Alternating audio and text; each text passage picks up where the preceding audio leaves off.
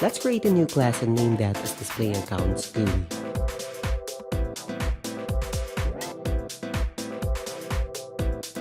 Before anything else, comment out the new DisplayAccounGUI statement in the main GUI class. Let's import the following class in our program.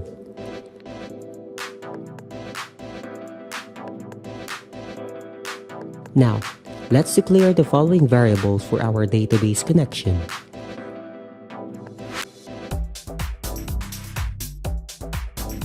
And also, extend the DisplayAccounGUI implementing an action listener. Let us now prepare the action performed method and add an override annotation. Let's create our DisplayAccounGUI constructor.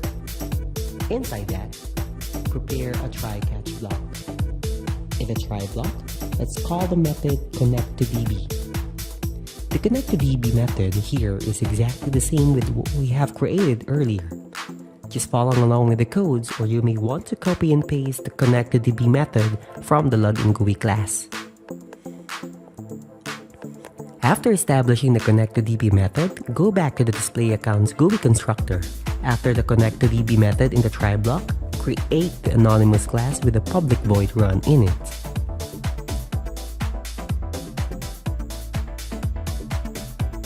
In the public void run method, call the createGUI method with an argument of 625 and 350. In the createGUI method below the connectToDB method, place a parameter which is int width and int height. The createGUI method will also set the properties of the JFrame.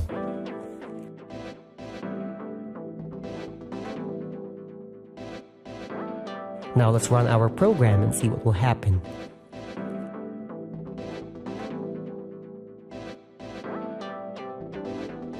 After that, call the addSearchComponent method in the try block inside the public void run method. Now let's declare a method named addSearchComponent to declare a JText field. Name tfname on top of it. Inside the addSearchComponent, let's add a JLabel. Set its bounds and add it to the frame. Same goes through with the JText field tfname.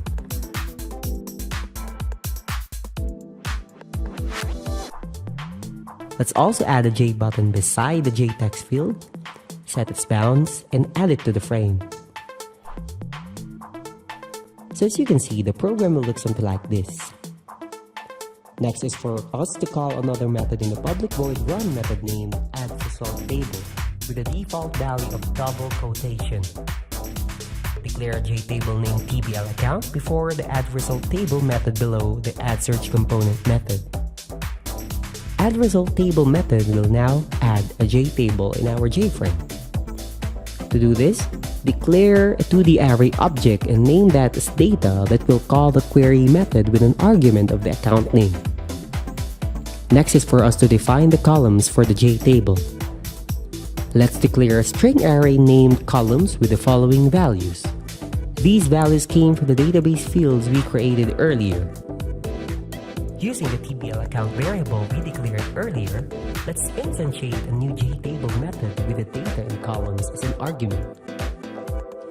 Put a setEnabled method and set it to false. Since we are preparing the table for our program, let's declare JScrawlPane and name that as SP. Inside the JScrawlPane, add the table count. Set the bounds of the JScrawlPane. And lastly, let's add the scroll pane to the JFrame.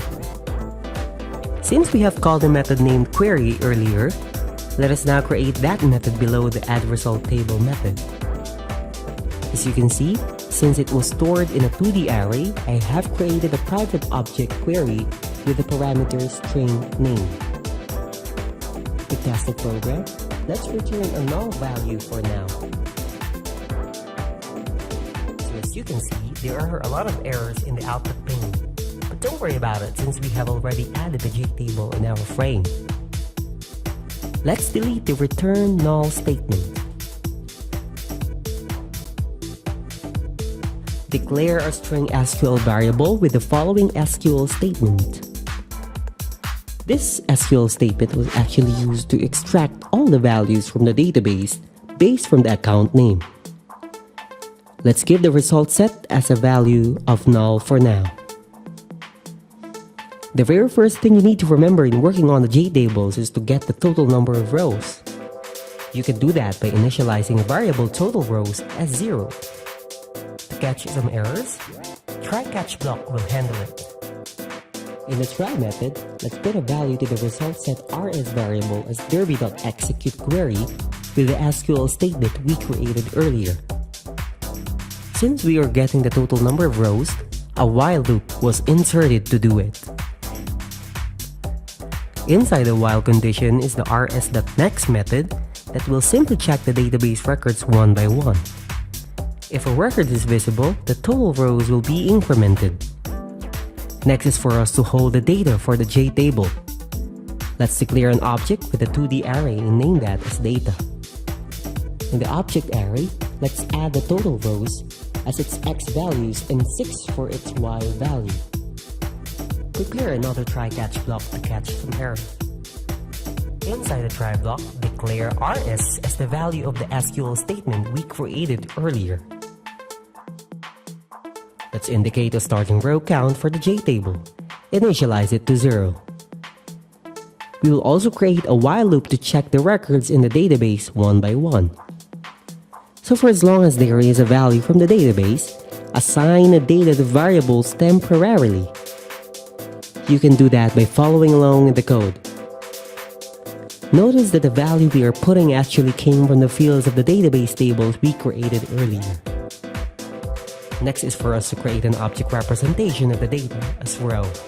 To do that, declare an array object named row with a value of the following. Assign row data to object by placing the row count inside the data array. Increment the row count to avoid overwriting of data in rows.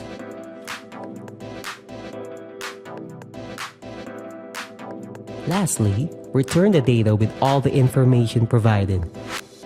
Now let's try to run the program and see how it looks like. To see if whether the JTable will extract all the values from the database, let's add another record in our tbl_users table from the database.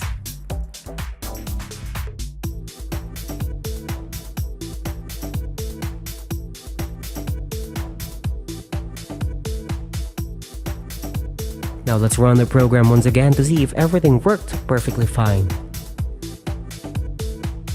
There you go, so we all know for now that every time we are inserting a new value to our database, the JTable from the DisplayAccounGUI will extract all the values from the database.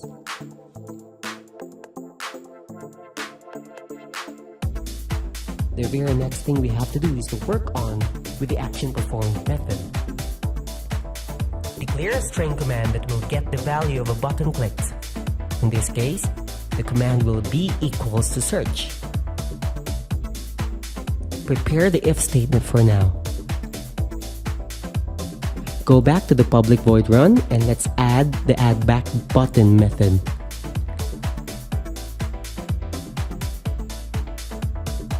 Create a private void addBackButton method. Inside it, declare a JButton btnBack with the label back to menu.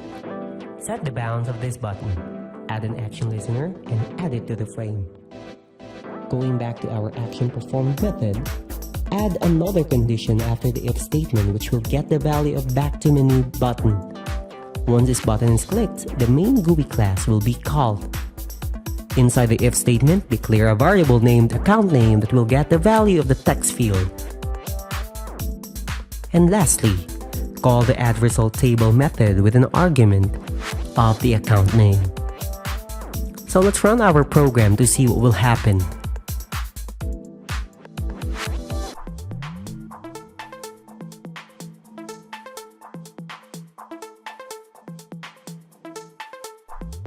As you can see, every time I am trying to search for a name that contains exactly the words or a letter and click the search button, the JTable will automatically update as well.